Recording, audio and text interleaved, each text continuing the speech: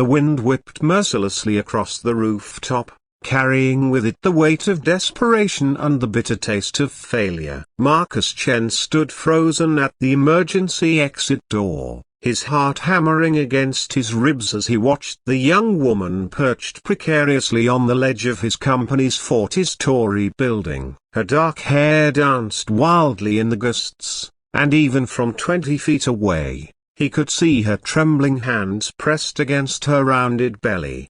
"Please," he called out, his voice barely audible above the howling wind. "Don't do this." The woman turned slightly, revealing tear-streaked cheeks and eyes that held the same hollow desperation Marcus had been carrying for months. She couldn't have been more than 25, and the gentle curve of her pregnancy made the scene even more heartbreaking. "You don't understand," she shouted back, her voice cracking. "I've lost everything. There's nothing left." Marcus took a careful step forward, his hands raised in a gesture of peace. The irony wasn't lost on him. Here he was, trying to save someone from the very fate he'd been contemplating himself just hours earlier. The bankruptcy papers sat on his desk downstairs, unsigned but inevitable. His company, TechFlow Solutions, which had once employed over 300 people, was about to collapse, taking with it not just his life's work but the livelihoods of everyone who had trusted him.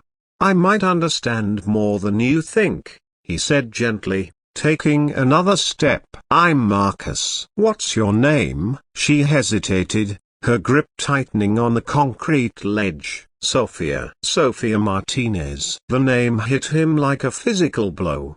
He knew that name. It was on the termination list he'd been avoiding all week. One of the junior developers they'd had to let go in the latest round of layoffs. She'd been hired just 8 months ago, bright and eager, with a computer science degree that had impressed his head of engineering. "Sophia from the development team?"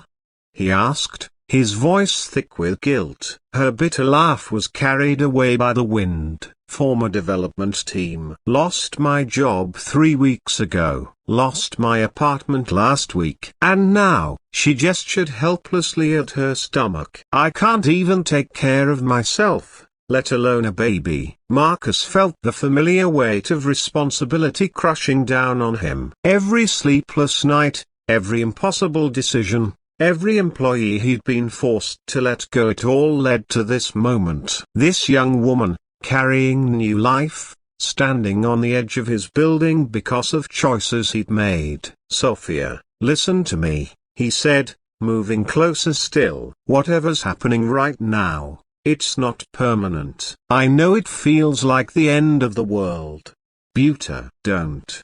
She interrupted, shifting her weight dangerously. "Don't give me some corporate speech about resilience and opportunity. You're Marcus Chen, right? The CEO who's been laying people off left and right while you sit in your penthouse office." The accusation stung because it held truth, but not the whole truth. Marcus had sold his own house 6 months ago, liquidated his personal investments to keep paying salaries longer than any financial advisor would have recommended. He'd been eating ramen noodles and sleeping in his office more nights than not, desperately trying to find a way to save the company that had been his entire world. "You're right," he said simply. "I am responsible for your situation. But I'm also responsible for making sure you get through this." Something in his tone must have reached her because she turned to face him fully for the first time. Her eyes widened as she took in his appearance, the rumpled shirt he'd been wearing for 2 days, the dark circles under his eyes, the way his shoulders sagged with exhaustion and defeat. "I've been up here myself," he admitted, his voice barely above a whisper. 3 hours ago, actually. Standing right where you are, thinking the same thoughts." Sophia's expression softened with confusion. "What?" "My company is bankrupt. Tomorrow morning, I have to sign papers that will officially end everything I've worked for over the past 15 years. 300 more people will lose their jobs, including the dozen employees who stayed unpaid for the last 2 months, hoping we could turn things around. Marcus sat down heavily on the rooftop, suddenly too tired to stand. I came up here because I couldn't face being the one to destroy so many lives. The wind seemed to quiet as Sophia stared at him. Slowly, carefully, she shifted her position on the ledge, turning to face him more directly. "What changed your mind?" she asked. Marcus looked up at her, this young woman whose life had been upended by his failures, and felt something shift inside his chest. "You did." "I don't understand." "I was standing right there," he pointed to the spot where she now sat, trying to work up the courage, "when I heard the door open. I thought it was security coming to drag me back to finish the paperwork. But it was you." He paused, wiping his eyes with the back of his hand. "And suddenly, instead of thinking about ending everything, all I could think about was saving you." Sophia was quiet for a long moment, her hand instinctively moving to her belly. "I found out I was pregnant 2 days after you fired me," she said quietly. "The father. He disappeared when I told him. My parents disowned me when I was 17 for dropping out of high school. I thought I'd finally made it, you know. College degree, good job, future all planned out." "You did make it," Marcus said firmly. "One setback doesn't erase everything you've accomplished." "Easy for you to say. You're not 6 months pregnant and homeless." Marcus was quiet for several minutes, his mind racing. Then, slowly, he stood up and walked closer to the ledge, extending his hand toward her. "You're right. I can't possibly understand what you're going through, but I can offer you something." Sophia looked at his outstretched hand suspiciously. "What?" "A chance. Come down from there, and let me try to fix at least one thing I've broken." "I don't need your pity," she said, but there was less fire in her voice now. "Not pity, partnership."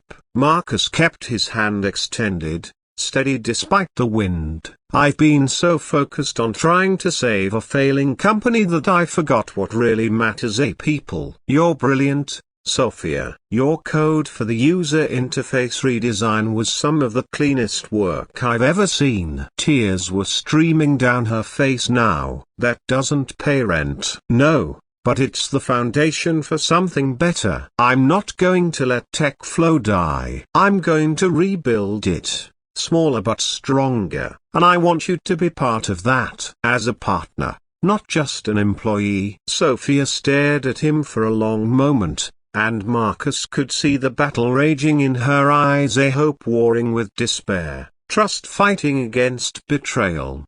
"Why?" she whispered. "Because you saved my life tonight, even though you didn't know it. Because that baby deserves a mother who knows her worth. And because maybe, just maybe, we can save each other." Slowly, Sophia reached out and took his hand. Her fingers were ice cold, but her grip was strong. Together, they carefully climbed down from the ledge, and as her feet touched the solid rooftop, she collapsed into his arms, sobbing. "I don't even know how to begin again," she cried into his shoulder. Marcus held her gently. This stranger who had become the most important person in his world in the span of an hour. "Together," he said softly, "we begin together." 6 months later, Sophia Martinez Chen, she'd kept her name but added his when they married in a small ceremony attended by their 5 employees, stood in the bright, airy office of Phoenix Solutions, watching her husband bounce their newborn daughter on his knee while reviewing code on his laptop. The company logo, a bird rising from flames, they caught the morning sunlight streaming through the windows. "She's going to be a programmer," Sophia said, settling into the chair beside them. "Look how she's studying that screen." Marcus looked up at his wife and daughter, his heart full in a way he'd never thought possible during those dark months. "She's going to be whatever she wants to be. We'll make sure of that." Through the window, The city stretched out below them, full of possibility and second chances. Sometimes, Sophia reflected, the most important thing you can do for someone is simply refuse to let them fall. And sometimes, in saving someone else, you discover that you've saved yourself.